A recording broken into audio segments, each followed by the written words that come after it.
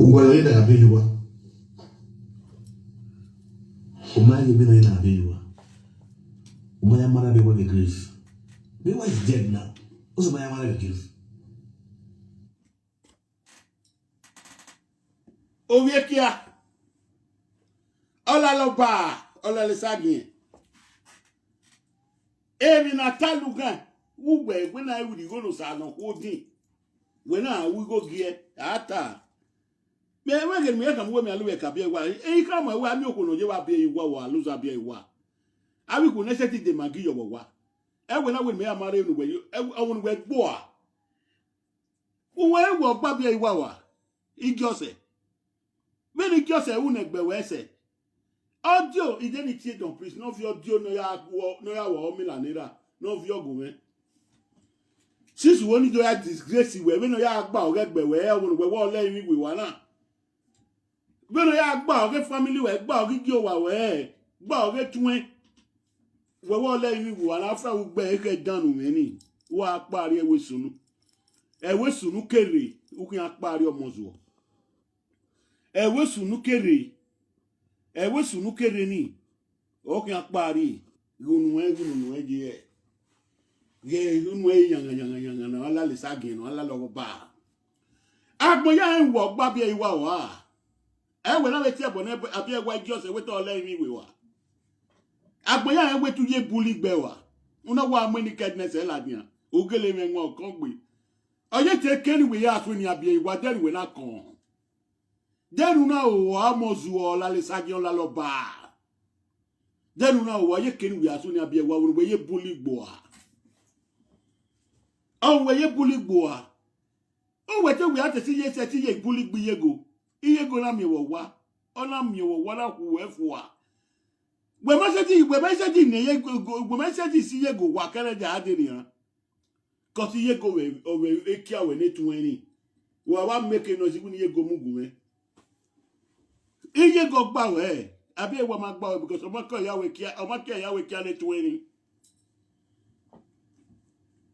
edo blog lare Igbo fole ola le sage gbe no ba agbego abari e wan ya ti we my love my queen e fe ya la gbe na no so na we reminat yen we me reminat o ma wo kun we ka bi o kun we mu yo wa ni e pe na we ya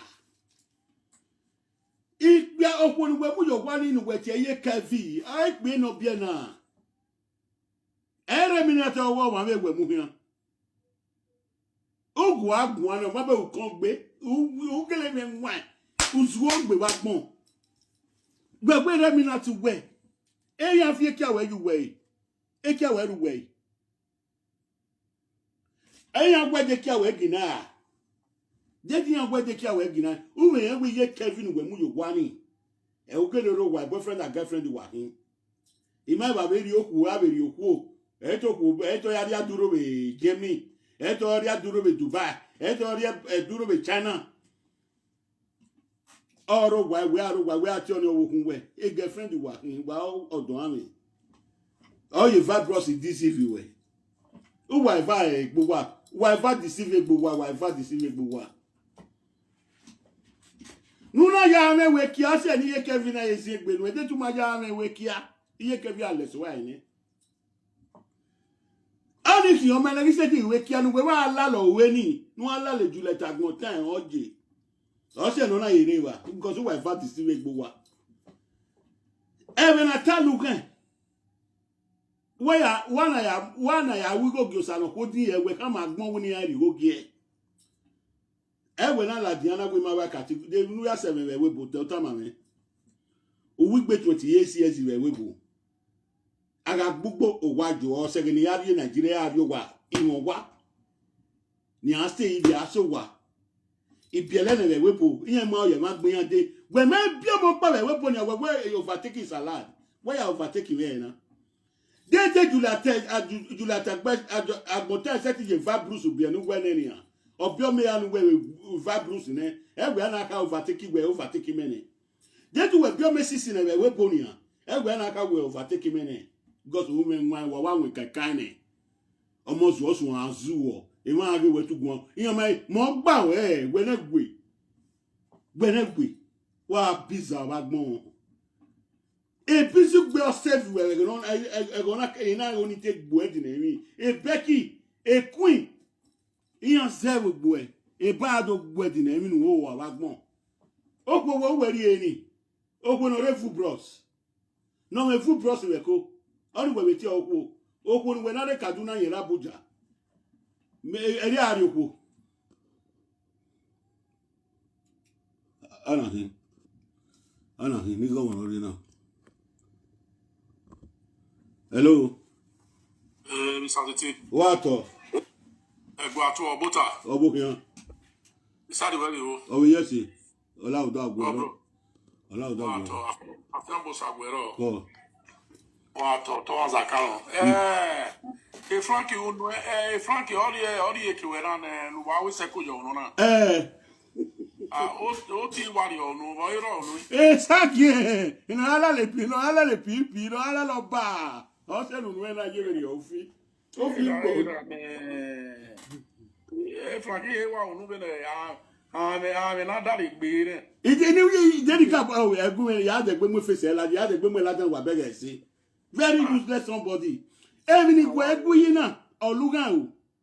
But when I we go no sanoko din, ina ali ye ke we go gie. So, only better ne.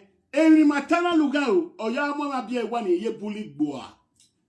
Oya mure wo kama bia ewa na. De je kwegele munye gwe no ye bully gboa wa. We to mo ni ale wi wa. Wo kan ewu na ni ya.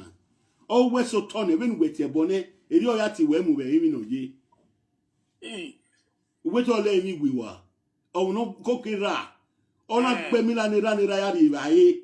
Can you imagine that? Oh, no, on a motor no 12 beer. On our Milan era franco Moswo, a wait down with a beer while we were.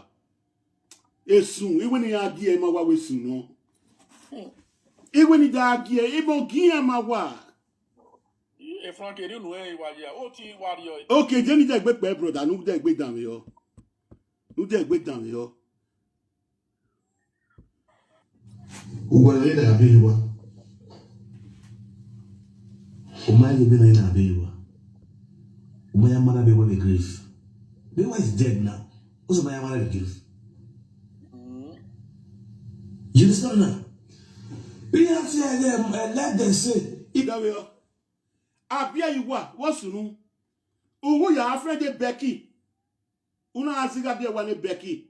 Ena tripping na we. Ami okuno you are be iwa. Iwe ta be la video na we ko no ma set de magi wo wa ewe anu da ma be wa fo na time when afia we de na we ta be wa la wi we wa awon no wa o mi la ni ra awon no de peti emi o peti omi ra awon no fie soja ye pere o ra ona lize na be gbewe na yi egbewe ya o la wi we wa sungu gbe no gba be wa abia ugbe wo pia ma wo gba bia yiwa gbe no ye puli gbe wo amuni ke dese la dia e recordi ni na ya wo mi la ni ra be ya we ni do priest if you go me bani do pe e o aso ko mi la me wa ko be ya wo mi ye me o iwa bo mu awa sungu ola le sagi ola lo ba ne kwemu let them say what they let them say no ro abi no ruwa o wi moku me single mother no ro we no ro na nwina me ya mu yo wa a single mother the government pay na e we win me ya mu yo wa na nwina we are make o when we single mother no like life me no wo ni an say e ka get background already single mother na nwina the government pay na fi much we win me do mu yo wa be you are wa soon we den we ro wa almost do all this again e single mother no you know what that for wa e single mother no ma ko that for control because money pe na ma hian le wa gbe ma wa pepe 2 years to 3 years am wa pepe why or wa do ri obo yama hu e ma ya fi pe we are man of the house why would the man not good why gbogbo you le egbe single mother ni we nu amu yo wa na won yin me because when mama tell say we kia we e kia nu we ne e kia yin la jejegbe e kan we ila we le kan ila jajagbe odun mo pa iwa wa Saga ogbeni let them say wa bera wa biju e let them say Jeremy we owe flaka mo so we ran we ni me ma won ati let them say na mo wa o enu pa na eteme na we man let them say na do wa me no gba wa tie me ni tie ni tie no do sayo wonu ege ni ege no flaka mo so we am let them say me na we ayigo webe ebebe me wa wu jegbe ebebe me we do gbonu de igo we awebe we agbove yin we ne we you are central man there's no way no ya se keep petting in me no na ria cause orobo wa ni kede ira koko me se ye koko me se so there's no way no ya se team where ebe me ye una let them say ogwalekia omaro sigetas ni me do mi ebe me je ebe ni ya koko let them say ogbon kan agbo wa we let them say ogbon kan agbo wa we let them say okay all the way kia omaro petas ye kia mega mi beni ne me do ya nwena do ya kokin agwa be you o wa we let them say kan so nwu ni pe kin eju lati wo wa amogun me eju lati gun me si go mo dari beni me mo to bo en kwa le beni ni de gi petas si go mo da gbo pa mu yen we me contribute yo de me nwina ne ido yigo ni ya akoke azu we bo mo ri ozu bo igo ya no kun oya kokere ayen oya mo potato we ra bi je oya if your tin la we bo mo da suse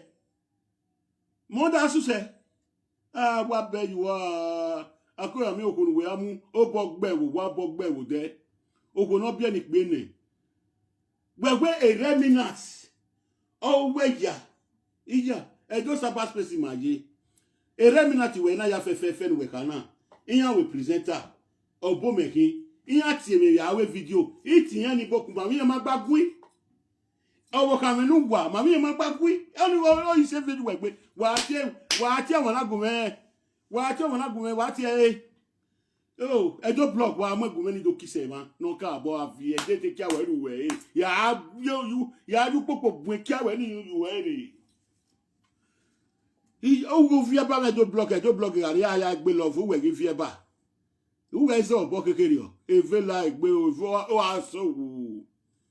asogu ejo blog o we mi obo na amu enu ewe no ma ni go na hin liter before ebe we bo ona amu we yo ona be ogono fi moto we na ya lo bi eke we no ma ni go na de liter we fu e nsu we de na we ro wa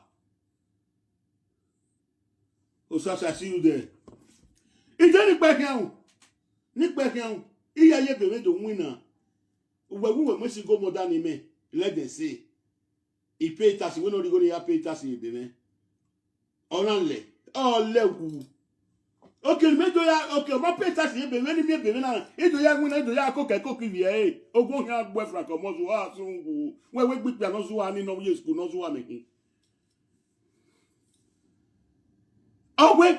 when you labor for something, you will enjoy it. Okay, let them say, my own labor, I want to go back here. Let them say, I soon. I love my law. Since you man like that, you to toast well, let them say, no time at bon. Again, frankly, I'm well in me. No time, or go here, walk belly more, you are all let them say. Oh, go have belly when you are out. Ya push well at the end while I don't do come at bon. No disgrace over your kokona me egeni ya toast we ngba ya o wa gbon ni pe kiun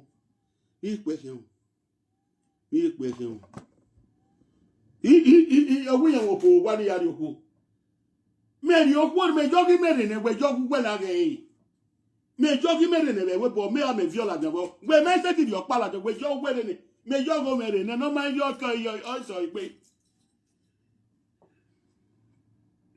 social media were any gbogbo ni mi ari. We have musicians. My wife is a medical doctor.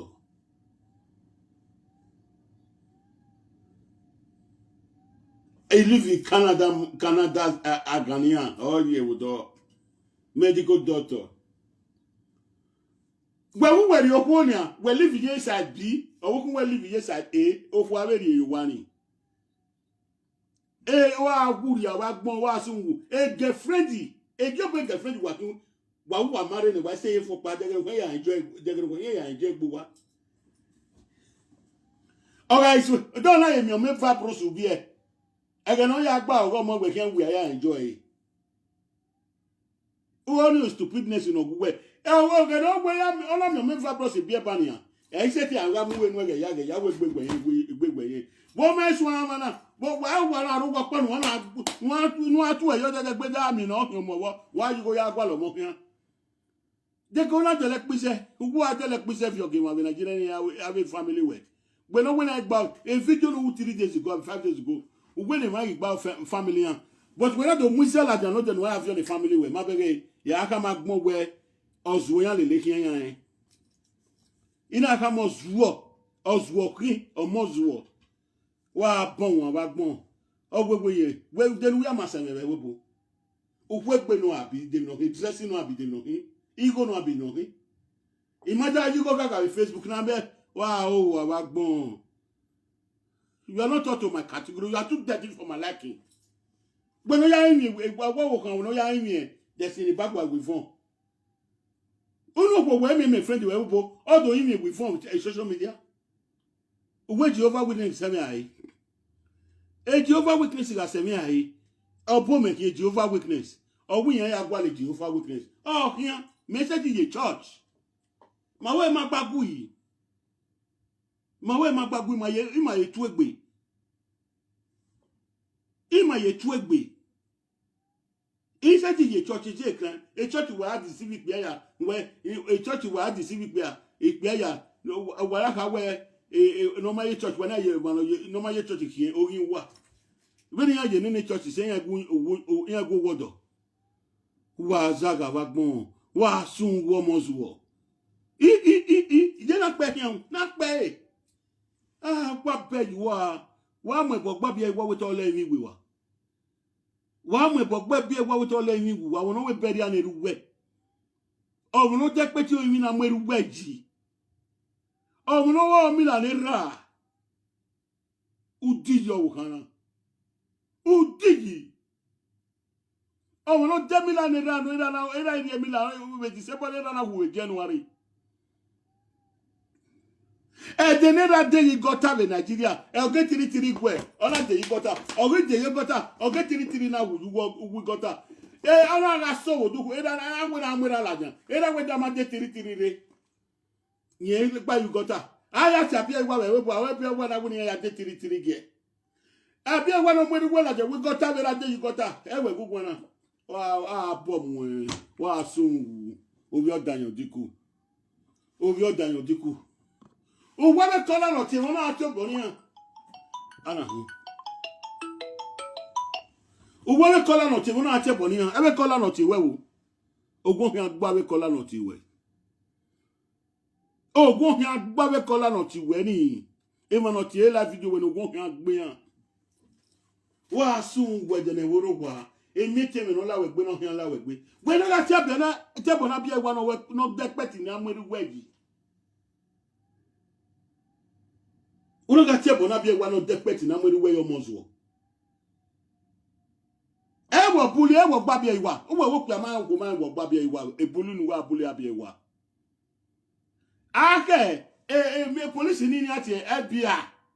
Any penalty anywhere, Mujavitali. Abiwa reporty. Ya measure your case, ya measure, ya the tape, a case in VIP ni amu American ni yan ye tape yan ye measurement ye a matter when you do agwari nu agbabia iwa wa sun we de na woro wa egbia unwe susu wewo you cannot spoil my name. People knows me well. People knows me that I'm not a central or no be central we ma nu ko we money me jet. When we get later now, we man were viewed in Merijet. Even in Yahu, Ogunek what will Amogu with the Agbe. Not with good morning. Where Yahu, what do we want, eh? What do we want, eh? Venira mena viedo, wedding of viedo, yin of viedo. I beg him on a baby, my home. Anyway, when I'm a cook, I shall one in Yaga, no, walk up, but I will walk at the villa, anything I will put not to good morning. A penny me ado any wagmo. A penny we had of your game with the Muyowa. Wa Boswa wagmo. We are. Ejuletiwo, wa mwegume, ya boni nika gbomozo na mi no gome. Wa je na pe hin. Ona we dota. Imoko na titi, ni ari oko. Me we di ogi meni. 20 years me ari oko. 20 years me ari. We di owe na bege.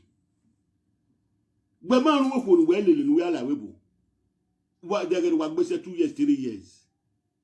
But me go cook be 10 years, 20 years. You know go cook be 8 years. You know go cook be 6 years. Na ya bi me na makmo. Oko ya ni friend ba dagbo me. Oko ya ni friend ba dagbo me ya ipolo be 7. Iyo pe ya no gebe yo. Ya mo ko pa le mu ne. Even ni yo be wu. Got a different spirit in ya ga piani. Eyan ligo ko wa ya za wo.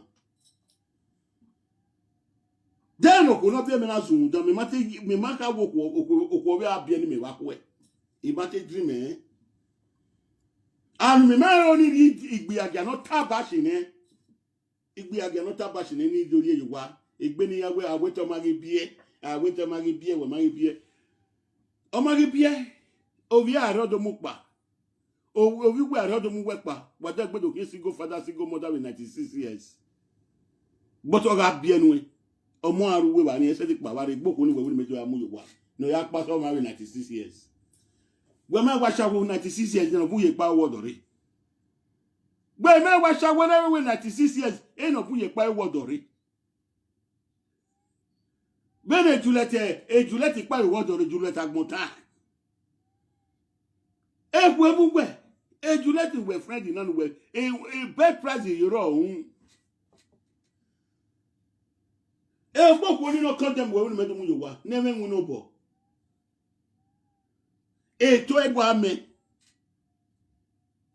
alaye gbo office e make up we can gboko ni iwe gboko no condemn me ni God for people thing amari okwo mama say okwo no condemn me ni gboni we medo mu yowa at me be me Moses say fried bobo le kuluku body e we gbo women we na soja ni me o we gbo vode gbama hen wa Saga ide na pe hin wa gbo ga video wa atiere yes a boy this time how can I we don game no na me you onu imwela de senwe o le de seno di go ndia pe we ya pe etas le de senale le senale yi friend oh lewu okay when do you go me pay tax we ga we be agbobe mi we ga we be agbobe mi we ga we be ona ese true na ime we no do go pay tax okay o ma pay ona le okay mi we mi beni ne ido ya nwu na medo ya akokin o na te le de se ni uno pe a eji go we ko ke un dano le de se ni eji go we ko ko un susu no o ma no le lo pe aso fo no ma no le lo pe aso fo we amuyo wa ma no we le de se we o no do ku e pay tax on agbo you le okay jeje pay tax ne ido yi go me da nwu na 1516 ido ya ko ko wi e ya de ni wi e ya ko ke be le de se no e le de se no mo protected owera no fi o ti en la webo me de gbedo mi be o ma no ri o jaye me be me ido yi go me akoke ogun yan gbo wa we le de se ogun yan gbo wa we le de se o atedo gbo me central le de se we atedo gbo me central e so to kan gbo le de se o ta na wa o na le O we mi ro pare ma yen se je o ya gbogbo ile ya gwa le gba no ma fi onu amu wo do wa o wa le de se ni kion wapi shower shop wa oni pe gbere mo wapi shower water tap wa oni pe gbere mo water wapi I like your team with Facebook wa oni pe gbere mo wa shower shop e ma shower shop wa gari wa awo we ma se we godi we even na we godi here we godi ni me wo we me ma ni me yigi me de wa o wa gbon godi na fio me bi ye me wo ni ye me be kun me no so mo bo ba ga ku ye me iyugbe no me no ga 15 years we da ga mu eko na me na la igbe we do ya gigi me gwa bi we ma o me ko na fo do gbon we ye me was a business woman ugbuju gigi me ala efo oye rewa oye operate ugbuju ni oye ari azuwa be na fo uputi ogiyi mi alaifo oye kun igoro mi na gwan eje na wa o wa gbon obi esun ami wa we ni je ga meme no meme la wo a we ni ya mo mi go oberi tie obere e ba ko ona mo mi go obere la ko ya gba oriju meme ira ma ya sa era ya sigori no boro obere ba ko obere wa kono si wano ate dromani e teru we boro ego bo no ya sinyo uju e owo meme wa sun gweje ne woro wa emi te won lawe gbe o meme egbo meme egbe no hon mi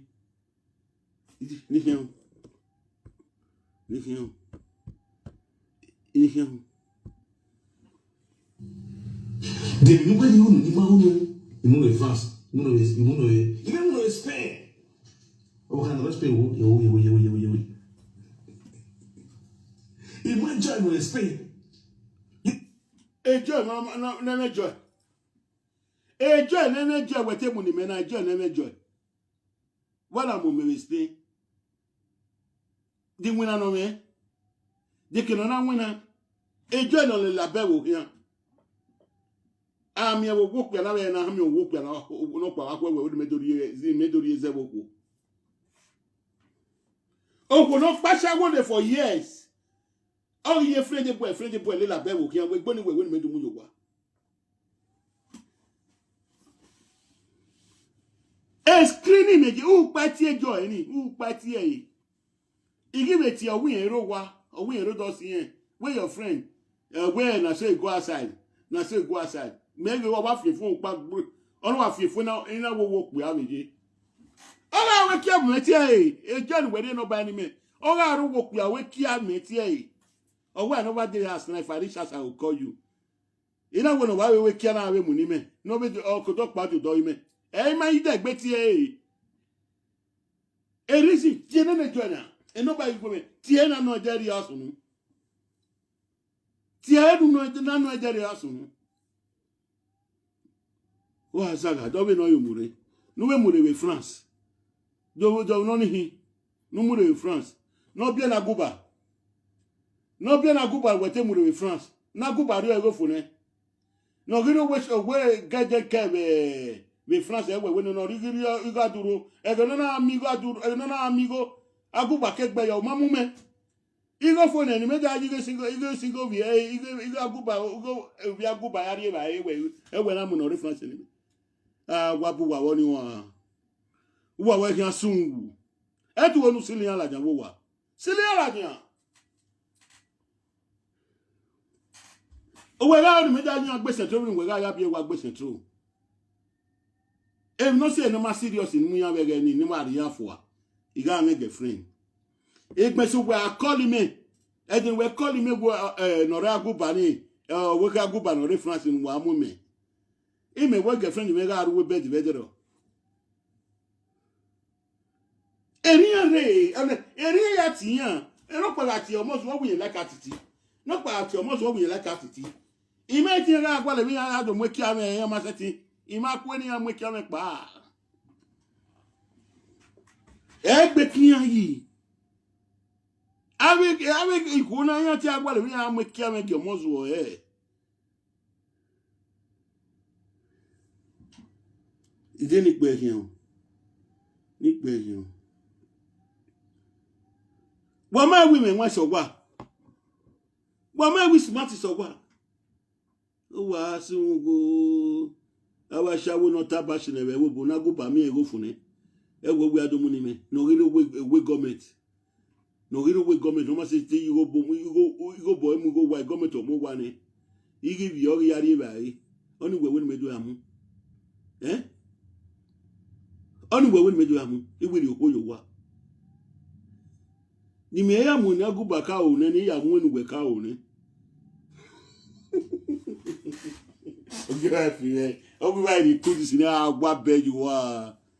We ni ka lagbe da ne ya di mi gbe. We ju let agbon tan di mi. Na pe se wa ni. Na ka pe se wa ni. You understand? Imagine you explain the same man just no ye enjoy ye. Because of when the children go no ya pay tax. O go ki agbu wa we joy. E joy ni wa sun gwede ne woro wa. No be only one time I call you joy. As I call you, say you not there for outside, you there for outside. Where you there? And I ask where you there, you say you there for outside. You go reach out for evening. Put them for camera while I see where you there, now you call phone. Now I say you there for another man's house. No be so I ask you joy. Oh, Saga, I want to Madrid. Me ga make girlfriend you get me. Me ga make girlfriend, make pa what they do with mine. Wa Saga. Wow. Again, yake one like mortuary for brother. Maybe with 2 rounds, why with 2 rounds every year. Oh, Saga. Oh, when you phone, you fool. Don't want where you na. Well, that web where you fool, a girlfriend. Etoria duro ni ha. Etoga reference on area duro. Where the same tally and read the same tally. Oh, when you are there, magba. If I know I am going to me, you let a good time with me. Then you let a good time with me. Because me my me no my person or your quo. Me when my bien girlfriend or your way, no worry your way. Eto bien eto ria duro. Me no my person with you. Ina doing where obie you let a good time with you eating gele me. Obie no re Nigeria with eating me. Owo me no yamu. Owo me no me ni Franfito ejin ya mo witi yin gele me ni yin ya yin me live video wa ye me ju leta gbonta o bi e no bi e ta ma ni wa ye me ju leta gbonta e video wa ye mi o bi e ka ma we na le lo me na da gbe live video no me we kin e je ya ba live video no la le lo pe o ni u pari ale ko na o do mu ye ke dama je ni pe hin Jenny Beckham. Oh, we will let them see me. You will let them see me. In America. Okay, I can pay tax me. And your guala, Mary. Mama Guala. Okay, I to the very mere benena. You go me ya coke. You may ripa or massati yobo me. You may so or massati yobo me. What we can come and wagele conway. You must take it to us. Yet you always class you are a friend. That's why. He may make when you are your fool. He may a friend of who. He may make when you are your fool because mamma be. He may move over me. He may be my move over me. He may strong you wear. Even who see me fee. Who will not be any messy me fee. Meanwhile, if we are frustrated, we are a webo. When no quality or no, you are frustrated, man. If we not be any man, I'm more very big, even if you know how to be a boss, I'll buy my way. I don't know where we may be. Honor the you know it away, or what we have to walk, or what we have to walk in any care. Even I like me. When we are frustrated, we are a webo. A real Kevin are frustrated, and you let a botanera frustrated Kevin in Nigeria with the nana. You walk bad working with. Ije Kefi ere kevi mu ye kevi mu omu ye yo un ona we komu but okin do kam wo pe ani ri ma we de na be no frustrate igbe neni eri o we frustrate we ya ma ke eri o ya ma ke du we mai deni pe no e no be se wa ta lo we me o oge no wa ton me wo ga bi e wa no pa son me wo wa mo bo gba bi e wa to le mi we wa be no we na wo gba bi e wa wo ye bule gbe because ota me ma hia me no yari yen go ota me don praise when you yari yen go the seat of your get don praise oh na so aye una wa mo ni kedness e la jan no ya gbe iye go te onu we gbe beri iye go makwe wa o kana ga so li yego wa o kana ga so li yego e yego na e wa la jan we iye go we te onu we ye for accusation when we gba bi wa eye go na kama ye mi na ti na ne okpano ke ye fiefo ani eye go na kama wa gbe eye go we ye se ti gbe ye go ke ya de ni gbe ye se ti gbe e du we le yan en we teta I sleep with mama go for 31 days e na la de do typhoon you sleep with mama go for 31 days collect 3 flats from you. You sleep with your man, go not be woman first sleep with your wife. You let her but not be man first born for not before my born for. The men way they do for come for you for Izagagbo. Not beauty they sleep with your man go since then. Now they sleep with all those women. Since then, you still feel carry another women. Since when the marriage is spoiled now, you still carry on. You feel carry another women. They don't know you. Now you agba we everybody na ka buye laluwe everybody yana ga felele everybody ya ga do block buye ri se kino ye e kiaye twin owe na oke ni wa nyuwe ne owe yin na nyuwe ne no laluwe o iwa so bono pa we Germany o ba so bono pa we Germany wa no sunu we Germany only ware period a period America eri almost what Ono we no ni doru payo, oni wa doru payo, oni ki doru payo. Anye wage, ame ti pase kia, ame waruwe. O wa ya me guso we. Any no that let her reach grant. Nye waruru pa, ame ruwe kia. Ye ya yo bo pa kia. E kia ye twi. Wa Saga wa pon. Wow, I did do something. Wow, soon. A video na Juliet ya we kialele o Italy here. Ya do pe ni, ya fi ogun eni. Ya mo mi si gbe aja we ni mo episha wo so yo. Ya fi eso ogun eni, ya do fi ola de. Since wa gbeyegbe, ya do disgrace ya yo wo bo ni. Wow, when we kere me ato me. Ya is safe for when is safe behind the bottom for. Awe agban no. So I was your ni agbaru gbegbe agia. Ya vie picture vie mi yagun ere no na ba no gbegbe agia. Iwe ni ka fie ma wa mi no manu. I give you 24 hours for you let you have go to. When you am behind the bottle like ya am we am I carry ejulete ya sie wa lukuluku e bolo pa mu e won. Ya do pe kene Juliet na bi aka me owo ari oku ya you say you want marry 3 woman your woman wey dey for house e dey tell you say kia wo nu awe ya wo awi fo ni edo blog video ni la wa gun megba le do blog we no send the video ni gun video ni e ni to pe yo kia wo nu ya wo yan Hello.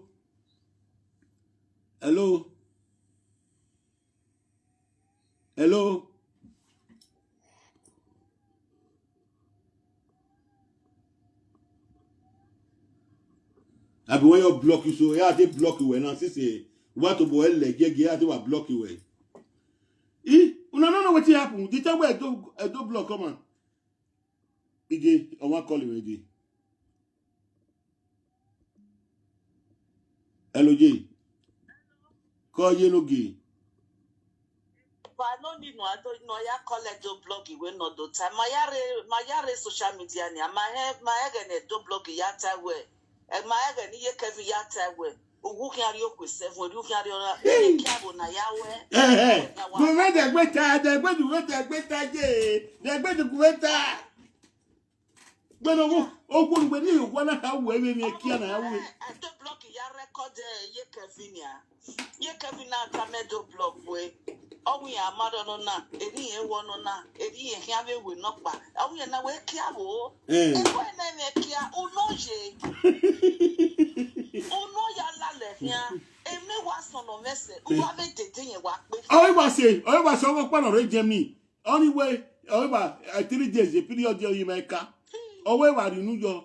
E wa ri an e na we kia no. Oh, we wa rudu pa. Unwa wa rugu we. O la le sagi no ba. Ona gala le sagi no ba. From Victor. Walk by la le sagi, walk by la lisa. Oh, but wait, ona be isan ni se Becky. E Becky mat mo ni san fo. Isaro. Ona wa ri anu isola la lisa. E boy ni ofo, obia agun we live video. Bros, ke kwe amu. Egi ti bros wo mo zo. Ola le sagi. Walk by la le sagi. Who do agwa me mani gash? Ave correct people who be run go be to ya agun. When no wa agwia. Huh? Ula listen. Uno go ya te. Oh, you know you la Becky. Ono wa ya me mo salo kaka no wa musalo kala ya akosi salo kaka la fie. Ona si salo kaka. Ona listen. Uno ya te we la video. Ono na we maybe where oh we no. Oh, we wa ri anu you we Becky. You wa pu kian. Oh, we wa ri san wa mama you bonus mama you dan. Oh, we na ya kosi ni san ni na nu we. Ai. Oh, we na la lo ye ri la le. Ah, we na ki unu. Oh, we gi isan wa ri yonu. Oh, we na mi e. Oh, we na mi e na muanyo ta muanyo na muanyo ya se bi san yi we ko. Sani a e no make na la le fisu wo na la le ku we ban. Oh, we your sister ayo ni sanu do la lo. Becky we come Becky we is come we no ba we na la lo ma ban. Oh, we Becky na we na sister you ni san no la listen ba e. No, la lo, you be confirm from Victor almost we confirm again la listen. Becky say come we la luwe. Oh, no, ya la listen wo pa la listen wo la le sake. U la lu ave tete. Unu ni we no wa almost we no wa ku hutore. O ve la jo ve do agwa ve mani gach. Ave mani say we ave important people that matters in the society. Who ve do agwa. Becky we mommy down here. Becky we is a boy we ne la lu wo ma o we na ba wa ke ba sisan yo ni san o we ori la lisa fun ni na ka ma bu ma la lisa woni san ba wo we la lisa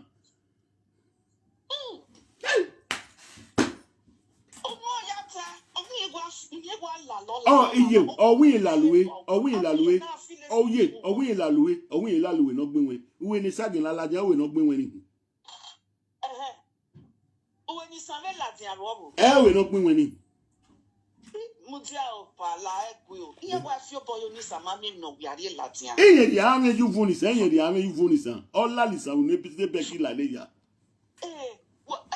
again ni wa nyu yo to wa va yo to we wa ya no gi ti be se bo ono wa enwo ko no pare sagi o wo ko no pa wa mi sagi wa en ona ri ame ji sagi ni because e kia gi win na ne na ne kia ni davio ije o no ne na ne kia ni e pia na ne kia ame compensate ku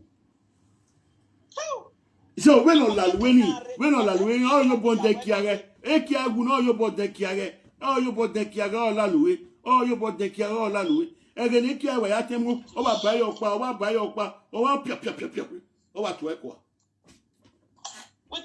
the the thing is that if a malaria ya support Eh, ki ai pagbe. Only setire because emi ro pare wa ni a. Eti ye ki oh, iyan lowo. O ko no wo lowo. Okay, nípẹ̀ yẹn. Mo jẹ́ nípẹ̀ yẹn.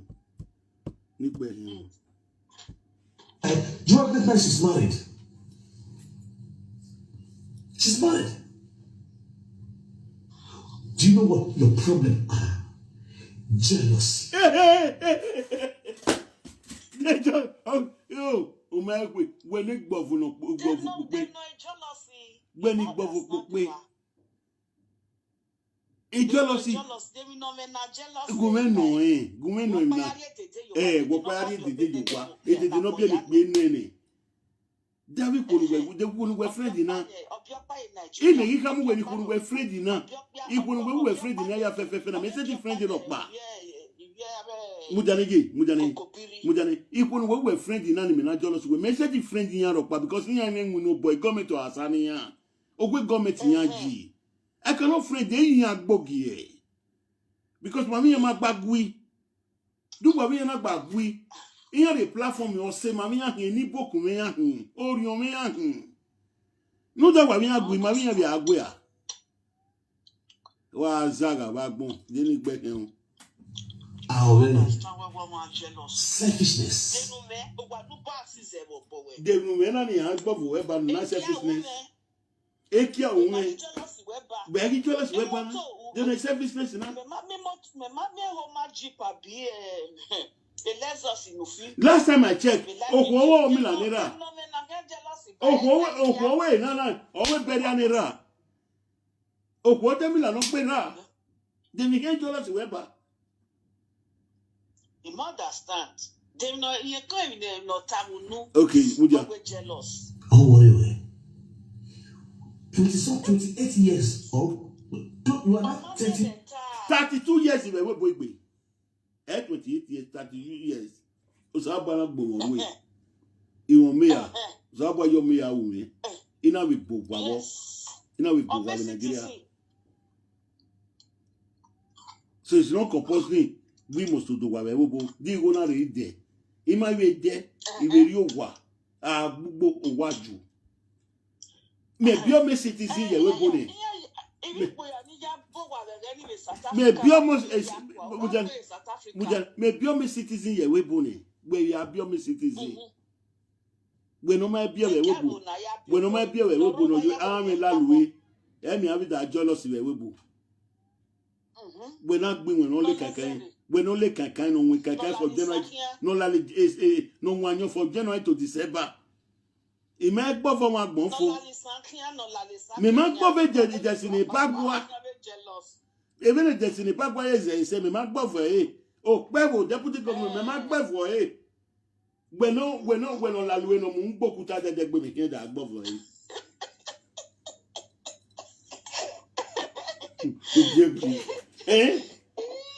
destiny papa ti me ma gbo for e sa dopa me ma gbo for ya no we no mu ngbokuta de gbe no so social media.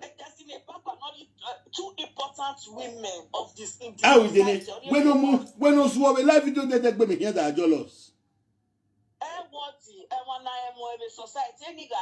When no la le sagin, ola lo ba. E me here da jealous in social media. Yeah, I didn't get back and only give me no ya jealous ka. Ni ye no ye jealous ka. Egwe na ne nwana. O yikon, o we kakane. Girl, we kakane. Yes, man, abroad. Way! Way! O we kakane.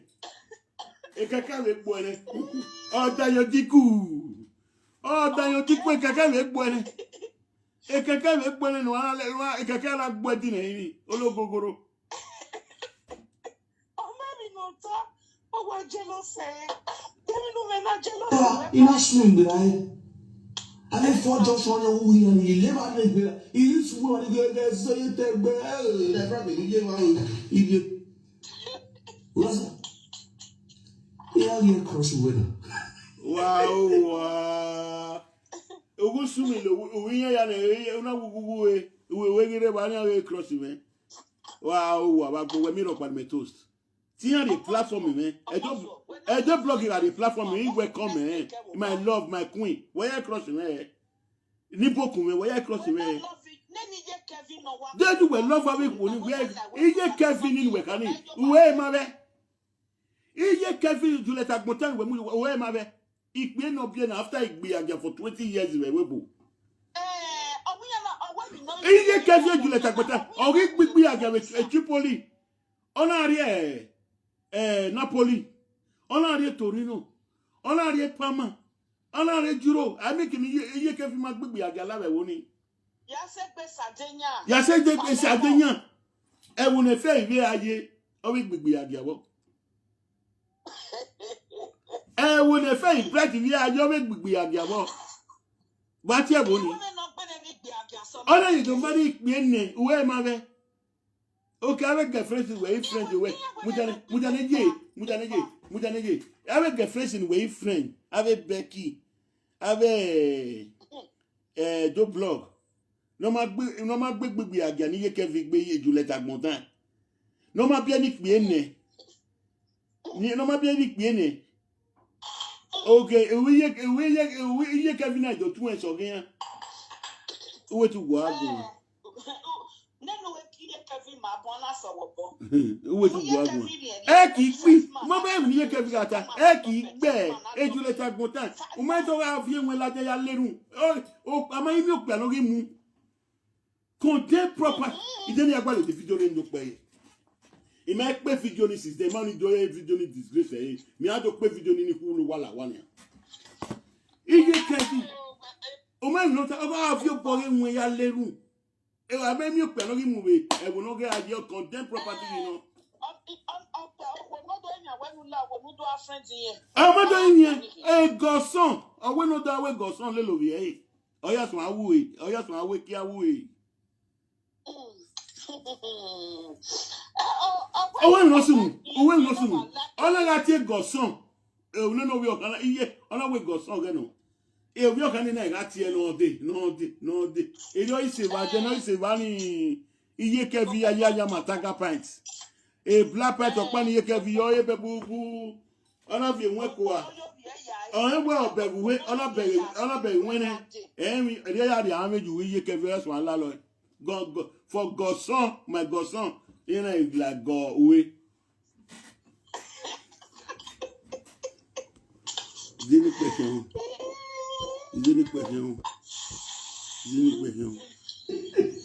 Well, my food is another man's poison. So that's to let you know, bro. When mommy may time at money, a Becky got him about any boku or you may any yatu ya.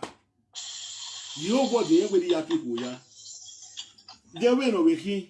Anyone with really friends, you know, mammy, I am mammy about where my friend here. Well, friend here, here the platform me. Imati eating any boku or you know, my love.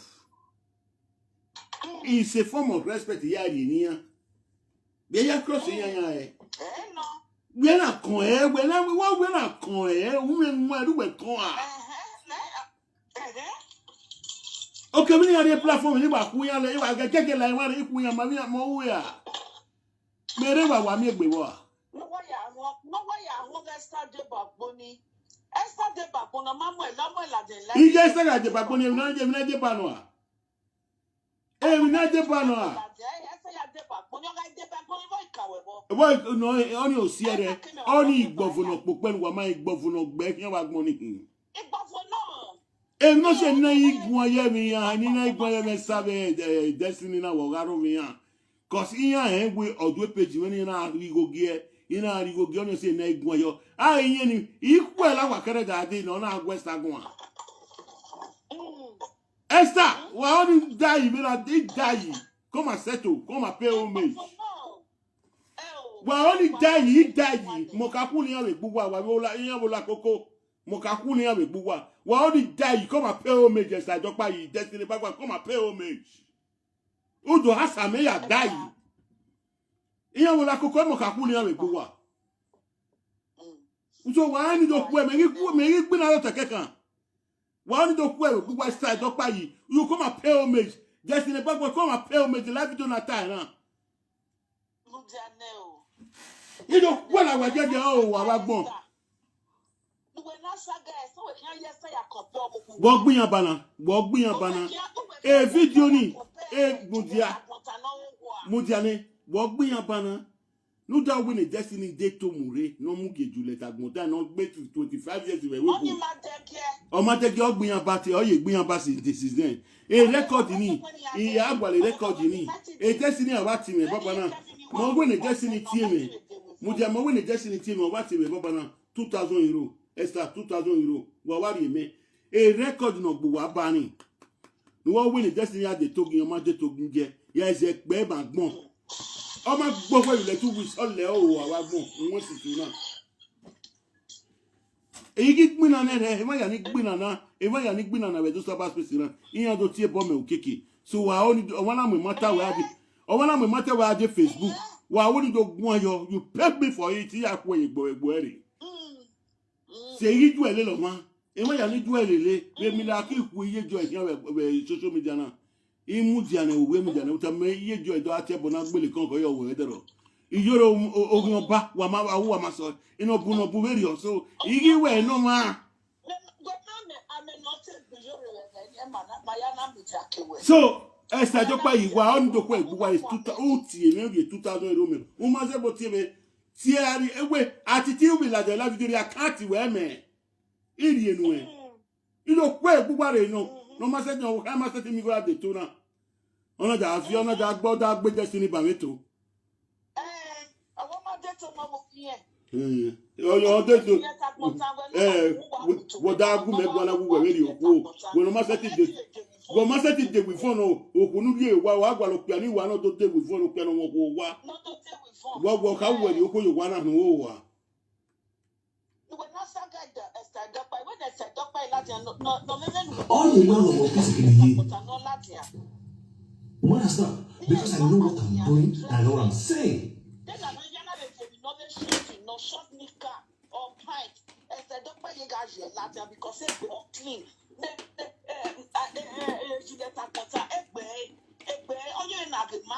E won se do pe ye mu dia ra ju le to ri ju le takuta kan akwa na we e se do pe yi e won se do pe ra koke o wa ye mu dia we no re ju le o ye bodo yo ri o ri dele la balaba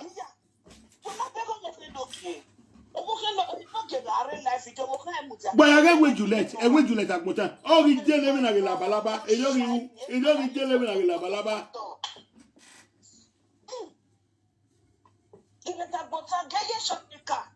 Hey, we ibata. Okay, wa gbe la jawe live video first no kala jan. Ina boro ikalekwa ibata.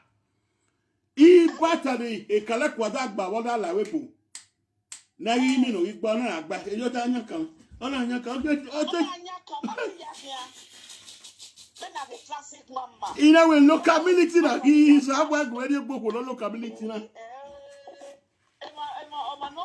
Ọmọ no pe Juliet agbotangu e emi dan we e ya po onire e ya pere me no ja gba bi iwa me no ya gba bi iwa me no ya gba bi iwa ni o ti a o no ya gbe no ti o no ye gbe ino ya gbe iyego na kama wi emi na iyego na kama wi emi na ti na ni o pa no ke fi efo ade mama iyego actually for you o mi o wa no, I stay with Mama. I go for 31 days. And I like the doctor will array. Mujane na we muja. Imujane je. Or we sleep with the go. Mama I go for 31 days. And I like the way you sleep with Mama. I go.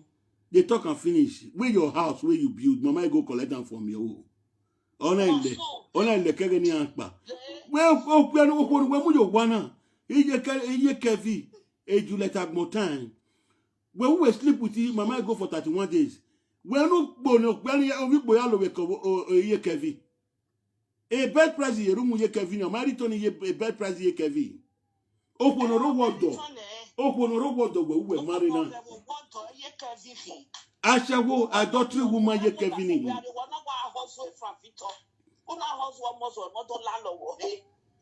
opono ro wodo oda for in Nigeria yan woda for gba adu ke mu e ana mo ye as arrest ona we okay we no je na mu ye as arrest nílé ààrẹ Nàìjíríà ọ̀nà owó òkú àgbòyẹ rí yé ọ̀nà owó òkú àgbòyẹ máa ń wúyẹ ìjùlẹ̀ tí ń dáná. ọ̀nà ìwé làbò ọ̀gì lálẹ́ ọ̀gì gbọ́lẹ̀ francomoso lálọ́mọ̀wé francomoso lálọ́mọ̀wé francomoso lálọ́mọ̀wé francomoso lálọ́mọ̀wé káàbọ̀sì àmẹ́yọ káàbọ̀sì àmẹ́yọ káàbọ̀sì àmẹ́yọ.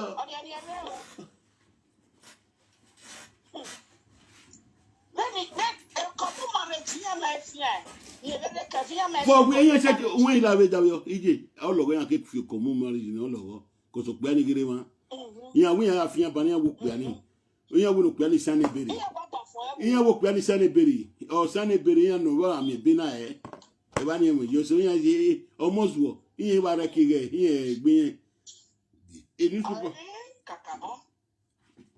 newspaper nà mú ẹnu ọgbọ fún mi gbẹnẹ mẹbẹ ọwọ wù mí gbọ fún yẹn gbẹnẹ hospital card gbẹnẹ mọ ẹdẹnà ojú oṣù àlọkúta ni ẹdì mọfì kẹ náà kù ẹdì mọfì kẹ kù ẹdì mọfì náà tẹmẹ wẹrẹ àti tí ẹwọ kẹlẹ wùnyàn mú kùn wẹrẹ náà wẹ ẹdì mọfì ẹ wọrí yẹn náà mìínú yà gùn ọba sọrin ń wẹ mẹ ọ̀nà mìínú yà gùn ọba ẹsẹ ẹjẹ ìgbẹ̀yẹ yìí wù sàlùkúta mẹ yìí ìkẹ̀kẹ̀ náà yẹ ọ̀sọ̀ ìjì ọ̀sọ̀ bẹ̀rẹ̀ ni mẹ yìí lẹ̀ láfíìdì ògbé ẹjì mọ́fì náà ti mẹ Atiti òwe nùgẹ̀lẹ̀ tẹ́wẹ́ mìínú yà gùn wa ọmọgẹ̀lẹ̀ mìínú yà gùn wa gbẹ sinú àtẹ́rẹ́ mi yà gbogbo yà gùn náà ìtàní ẹ̀bọ dánì mẹ́wẹ́ ni yà gbọ́ yà gbọ́n náà ni ẹ̀ nà bàtà take this video to anywhere ìkàmà wẹ́nu. I'm not joking. My baby ni lad yana frank gbina dollar. Ina ka mewe owu yen me passport, ina ka mewe passport. Uma gu se passport ya yen me we passport. Eri dagbo we kin eri awu we. Uma you feel boy. Why you feel boy? U dan megi. Make gigi. Slow and steady no. 5 years on yari oko 5 years on setiri oko ni owu yen me passport owu yen ko ni we do ni ebe me na okay ve no je na o ma ku se passport ya yi ari me we passport 5 years yan oko ni ya say what is no where we are done me we no be amimi na we no be amimi we no je back we no gbe laru e ha wa pa me wa ku confess ma me o confess ma me aru e ha gbe ni ha wa pa me back una he back no welu na la webu wedu no awu mi na miyan ina wonu ya lo be ko meme ina wi yore meme Paris ina we Juliet meme Paris no ya lo be kihan e we na ga gwale e Juliet kihan we e Juliet na we na we te Juliet meme cause the frustration we kia oga agwalo mam we na we to meme my we frustration no ma me kia for 36 years e we ya gbe kia yo ya alaluwe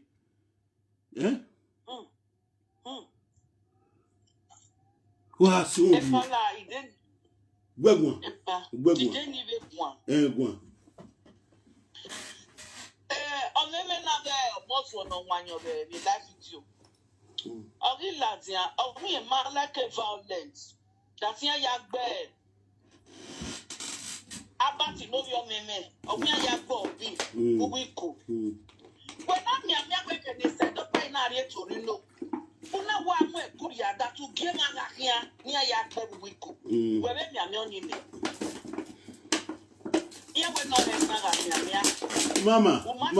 mama ebu e no meme no odanyo me die bi no tare ba ko ya odan we e video no wu na edene abi nebu sen ogwe ni ma yi go ki family awa na ri go ki family wa but ye do we video no de o de lek bi se no ga le family ogan e man ye we na ri go ki family wa When a man with family when a family man with family and leave your family, not put them for head. But America December I said, and we the lek bizene and December ye. A December 33 days to December na we mupo. Or let me say 20 something days. But the Delisa Guiana or the way the Delisa now. But I went where you go get family work. Walk on. Hello. We malado e. Ala le Saga. Ala isa. Uwe minunu ya gwe sa dokpa igwa. Okay, when I said dokpa iladian no woku we ladian ni na ejuleta kota no wana no do basha wo be people no mighty make e. When ya ladian, I said dokpa imaria webo. Oma dok you he. Oboku we no dok you he. When ya ladian ya do kefe. When ya valadian ya do ke ose. I said dokpa iladian no yes Monica no woku we ladian no we yes Monica. Oh no. Akpe maybe oku we obsess Esther dokpa igbenya. Abi ahun. We yo me yo wa. Asho no ma make e. We yo wa. We ya go ma o no cash when Esther dokpa you ya go egun. Esther dokpa e do me ye mana. Esther dokpa ina la ikune Esther dokpa yije. Ovon. Awe na wa ya bere keka. Top void the microphone or asking Egboko. I said, Doctor, not too important women you were. A word. Esther Dokbaji. Honor the Yajowa. Who will Latin? We're not name, we're not Lale, we're not Lale Sagan, we're not Lale Sagan. Who will Latin do a West destiny backward one? On where I was so webby. Then when yaba no yamuya boto. The more you try with yamuya boto, the more they are rising and shining. Oh no, you don't see one koto no muya boto. What's here, son, my boy? What's here, so? Ukinebo na. Ovana the moment ma ukinebo in line. Every in a talo live video. Every in a talo live video. Megin no kinebo we lori masuno. Na la tena we kinebo ai. Si o kinebo ai we se obo na we was obo before 2 weeks. Eri my aso we o. Eri saga aso we. Aba wo ya maso ai. Awo ya maso ai. Oh no you. Ve evil done wa me na evil done. No you know mo ya no you know mo ko dia. Egbian e ma no mara e mo no se wu kinebo regbian. O no se wu kinebo regbian. Egbu se le kwe okewe. Iye so am you wa. Yani gbinaye bae. E ma no gbinaye ba wa no wi owo yo wa zen. The first day ni akio kwa ni ma me abi wa ke so adolo wa ni ye go ke so adolo go ni wa ni ye. O wa ni yo o wa ni mu de ye no mu de ro. E se lo fi yan gba iba e black lo fi yan gba e mu do. E yan gba ye e ku. No da ku me kwa na no o wa. Iye ri gene no wa ma video. E se lo fi yan mu ye mu do. E yan mu ye ku. Black se lo fi. Eje go na we ibi social media ga mi ona ya agbo egbe. E yan so adolo yi. Abi e wala we social media mi ona ya so adolo we da yi. No zu wa na wa go. Era ye aragbon mi na kana. Era ye bi aragbon mi na kana. Wow, wa So tell me na go in platform or money na wa do yo wa. Ugu wa gbe alele. Ije ugu wi alele. Also we show we are doing na ya fefefe. Ona muja ni kama we no ya gbele ma. Okay pa we Nigeria. Only back ya ogbele ya kini back yan welu. 7 people now we dokpa in family oge. 7 people now we dokpa. Ogi we say obo ogona wu ye platform oge kwa master. Abi e wana wu yoru. E bueno we ari go giyan wa bi no ga ari go gie.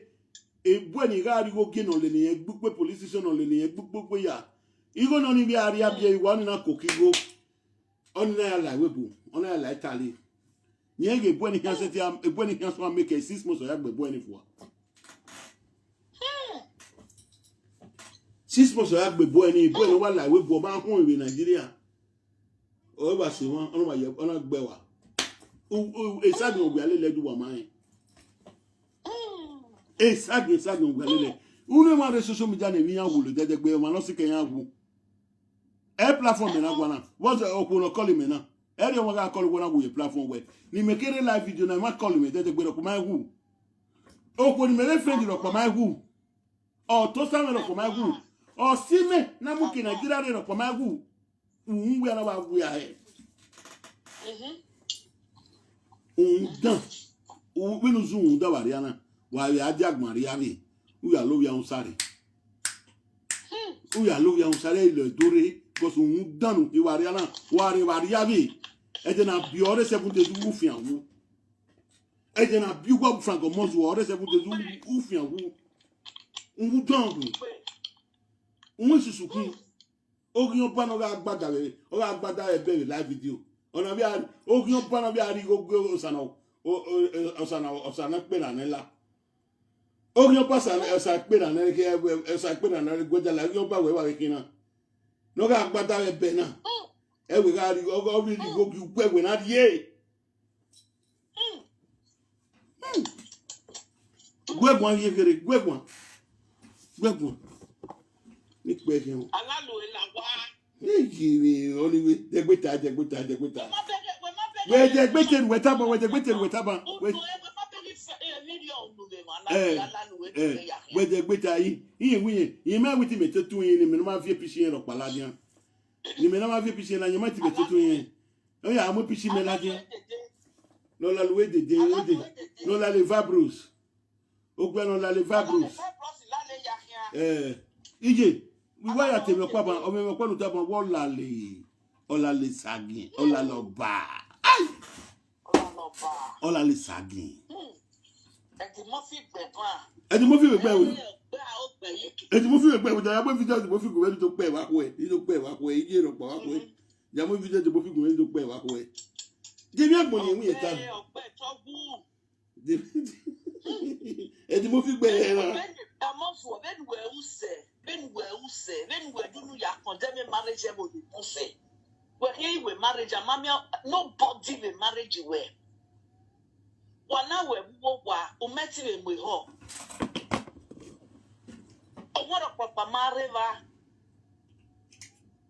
e mani be do we na be to we be address people say bugbe ovio kwe eni nate eni no mate kwenye o gwe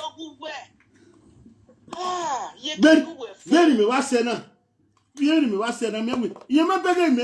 I me ya to sa saburo e platform asaporo. Asoni oni go ni donate. Beni me wa se wo mama. I go na donate wa soni. E ma na buke tapoli. E ma na buke mila. Gbe ke we marriage. Ama mi no rie ikugu ama we no buke tapoli. Gbe ba be ason me to se asaboro we na mu dobore. I do bo na gwe ba gbon. Nuna mu dobore mo be ason me to se ni uma ni go ma to so ato ne ti go ne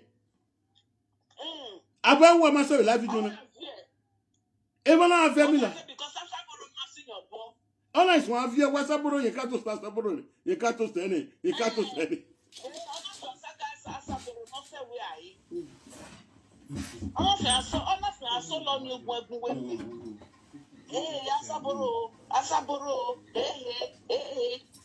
Oh, I don't sit down. I don't sit down. Oh, God, no.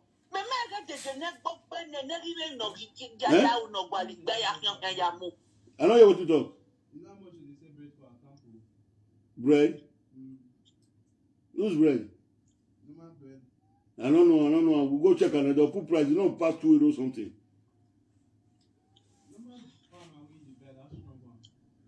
For a camp, maybe they have 50 something cents. You want to go buy? You get money? Go Chino, go buy for Chino. That Chino will near where we play game, they go buy for there. You got a key? You got a key? No, be 60 something, 55 cents.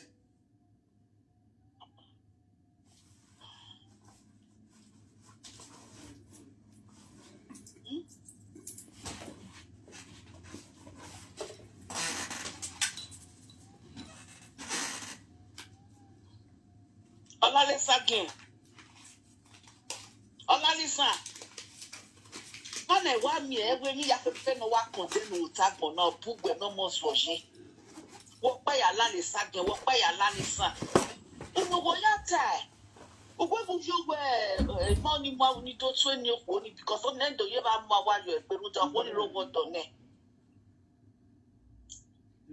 Obuki Sevani, one in our in more boring. A woman said is it that will give 3 days, una we no laro, nice one, lalo. Unwoyata no lale sagin. Unwoya ya telling where ya lalisa. Okay, Becky. I want to wear ya very and now who do you this? I want to wear ya. Here way before I can go. Eraga mo wa. Don't go no haro where I know. Era Mario, you will have women, Mario, era Mario, era Mario. Era Mario. No, I couldn't. No, soon, no. Oh, Mario, it's not by force. Here way na me oh more. When mo money nia, you never dem ebo. Oh, not to say wa we no ya sunu na hin o temata mame o wa temata mame o ma we sie owo hu ni eno ga na hiwe ohu na friend okuabe okua ni gbe ko ne ohu ni okua ni na deny e ona mugin na bo ti na rewe boni ina we nda yan lele we marriage we ya awo ti ado mu yan lawe bo yan ma mu yan lawe bo sise yan yan money yen gbelo le back e wa ne o le back ya we no ya gbe ni ahin o we fu won back o ga fi o we fu yen fo o ya de fu e galo o mu yan ri oku o ba gbe yan ya tun back welu o we sise gbele ma ne you know iye na yan da voice no ku o ya so ona o ko ni mu yan da voice o ko na mu yan da voice ona ga yan ni we da voice medicine ye area with da voice medicine ye o ga ni da voice